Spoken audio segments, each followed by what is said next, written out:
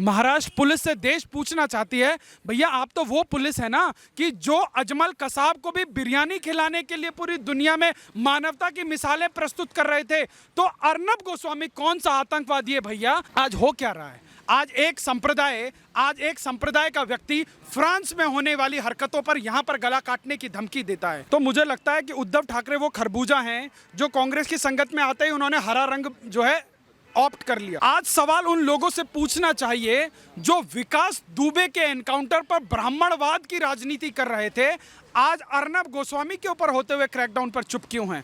आज उनको अर्नब गोस्वामी के अंदर ब्राह्मण क्यों नहीं नजर आता? क्या सर अर्नब गोस्वामी कोई मर्डरर था? क्या अर्नब गोस्वामी कोई टेररिस्ट था? इस तरीके से 25 से 30 पुलिस वालों का आ जाना, वो भी AK-47 के साथ, जैसे कहीं पर वो एनकाउंटर करने जा रहे हैं। और मुंबई में तो कितने सारे डॉन पहले से ही बैठे हुए, क्यों उनके पास नहीं जा रहे? क्यों अर्नब गोस्वामी को परेशान कर रहे हैं? देखिए, मुंबई पुलिस कहीं ना कहीं मीम पुलिस बन गई है। अभी कुछ दिन पहले मुंबई पुलिस का एक वीडियो वायरल हो रहा था कि कोई एक गुंडा या कोई आई गेस कोई अंडरवर्ल्ड से रिलेटेड कोई व्यक्ति है जो जेल में है, उसका जन्मदिन मनाया जा रहा है, सारे पुलिस वालों की मौजूदगी में वहाँ केक कट रहे। ट्विटर के ऊपर वो फोटो बड़ी वायरल हुई। अब जो पुलिस इस प्रकार से काम करे और एक जर्नलिस्ट को पॉलिटिकल वेंडेटा के तहत फंसाने के लिए एक एनकाउंटर स्पेशलिस्ट को भेज दे, जिस पुलिस अधिकारी को भेजा गया है वो महाराष्ट्र में एनकाउंटर स्पेशलिस्ट हैं, आप बताइए क्या वो आतंकवादी है क्या?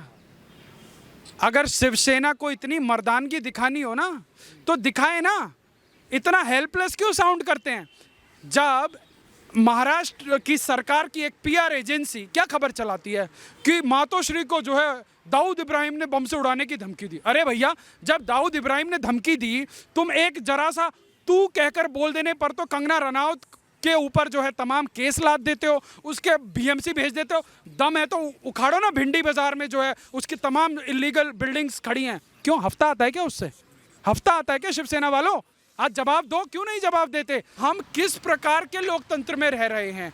यदि आज आप अर्नब गोस्वामी के साथ नहीं खड़े हुए और आज आपने इस महाराष्ट्र की जिले इलाही तबली जो है तालिबानी सरकार के खिलाफ आवाज नहीं उठाई, तो कोई भी देश में पत्रकार जो है लिखने से पहले 100 बार सोचेगा, उसके कलम कांपेगी, उसके होठ कांपेंगे और कोई भी अन्याय के खिलाफ जो है आवाज नहीं उठा पाएगा। आज महाराष्ट्र के अंदर जिस सरकार को न्याय दिलानी थी, जिस सरकार को गवर्नेंस का जो है एक उदाहरण प्रस्तुत करना था, जिस सरकार को कोविड से लड़ना था, वो सरकार किससे लड़ रही है? वो कंगना रनावत से लड़ रही है, वो सरकार अर्नब गोस्वामी से लड़ रही है, वो सरकार समीर ठक्कर सुनैना होले से लड़ रही। भैया ये आतंकवादी हैं क्या? महाराष्ट्र पुलिस से देश पूछना चाहती है, भैया आप तो वो पुलिस है ना कि जो अजमल कसाब को भी बिरयानी खिलाने के लिए पूरी दुनिया में मानवता की मिसालें प्रस्तुत कर रहे थे। तो अर्नब गोस्वामी कौन सा आतंकवादी है भैया? उसके घर के अंदर घुसकर आप जो है उसके साथ जबरदस्ती करते हैं, उसके बेटे को हैकल करते हैं, उसकी बीवी के साथ जो है बदतमीजी करते हैं और बोलते हैं कि पहले साइन करो फिर पढ़ो। ये कौन सा कानून है? कानूनी मर्यादाओं को तार तार महाराष्ट्र पुलिस कर रही है, महाराष्ट्र की सरकार कर रही है और देश की केंद्र सरकार को जो है तुरंत संज्ञान लेना चाहिए। जो ये मीलॉर्ड है ना, जो जल्लीकट्टू से लेकर जो है दही हांडी की हाइट तय करते फिरते हैं, जो बताते हैं कि जो है जागरण में डीजे बजेगा कि नहीं बजेगा, कांवड़ में डीजे चलेगा कि नहीं चलेगा, मेरा उन मियाँ लॉर्ड से अनुरोध है कि भैया आप भी इसी काम के लिए बैठे हो। आप ये कोरोना का बहाना देके घर में हॉलीडे मत खेलो। रात को जो है वाइन का गिलास पी के ये मत बोलो कि इस देश में बहुत हिंदू मुसलमान हो गया है। भैया जब इस देश में आग लगेगी तो उस जद में आप लोगों के भी घर आएंगे, क्योंकि आज हो क्या रहा है? आज एक संप्रदाय का व्यक्ति फ्रांस में होने वाली हरकतों पर यहां पर गला काटने की धमकी देता है। आज सीरिया में कुछ हो जाता है, म्यांमार में कुछ हो जाता है, तो यहाँ मुंबई में जो है दंगे करवा दिए जाते हैं। और ये मीलॉर्ड कब जागेंगे ये लोग?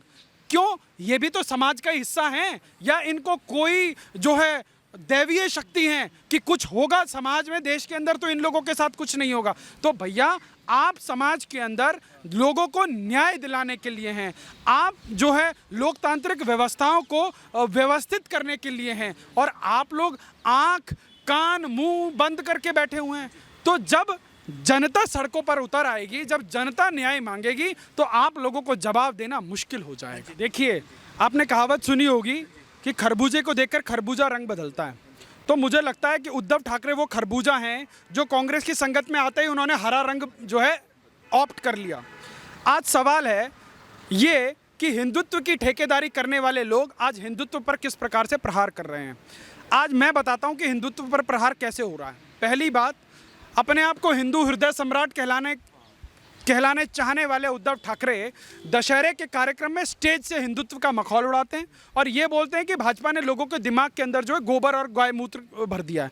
तो भैया, आप 20-30 साल से भाजपा की गोदी में बैठकर सत्ता की मलाई चाट रहे थे, तो आप भी मान लीजिए कि आपके दिमाग के अंदर जो है गौमूत्र और गाय का गोबर भरा था। आप जो है सोनिया गांधी की सेना ने और उनके एडवाइज़र ने शायद वो निकाल दिया हो। और किस प्रकार से आपने हिंदुत्व का मजाक उड़ाया वो देश की जनता ने, महाराष्ट्र की जनता ने देखा।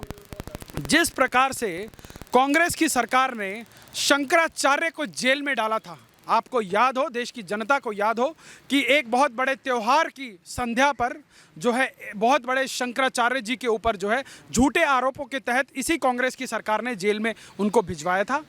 और इसी कांग्रेस की सरकार ने एक और भगवाधारी जो है बाबा रामदेव के ऊपर जो है किस प्रकार से आत्मघाती हमला किया था।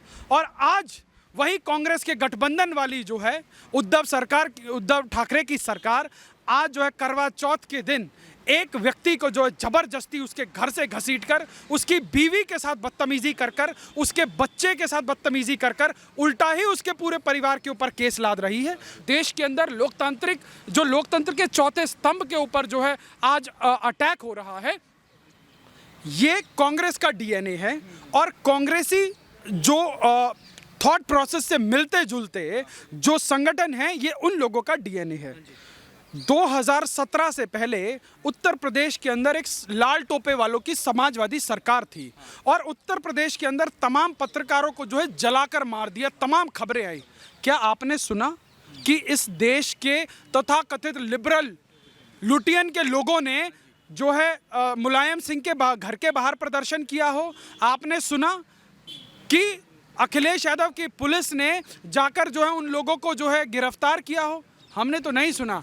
परंतु आज जब से इस देश में नरेंद्र मोदी की सरकार आई है, इस देश के अंदर अपने पॉलिटिकल रेलेवेंस को बचाए रखने के लिए जो है लोगों ने एक महागठबंधन तैयार किया जिसको ग्रैंड अलायंस का नाम दिया गया और वो ग्रैंड अलायंस हर बार औंधे मुंह गिरा है।